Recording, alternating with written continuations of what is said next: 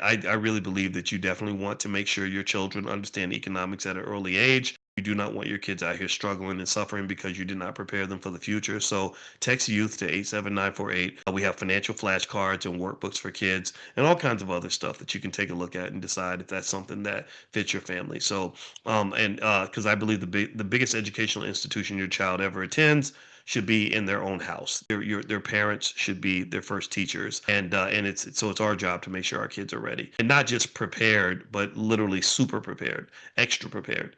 Right. It's not so much a matter of just saying, I want to make sure you survive. It's saying, like, it's not that hard for me to make sure that you thrive. We know that if you invest just $100 a month in your child's future when they're little, they're going to have insane amounts of money by the time they get older. If you do $100 a week, then by the time your child is 30 years old, they've got, what is it? Maybe $500,000 or more in wealth. So one of the things that we're doing with our family is I have a niece and nephew. They're both very little. One is 6, one is 4, and we have a family trust, and we put money into the trust, and I'm going to make regular contributions into the trust.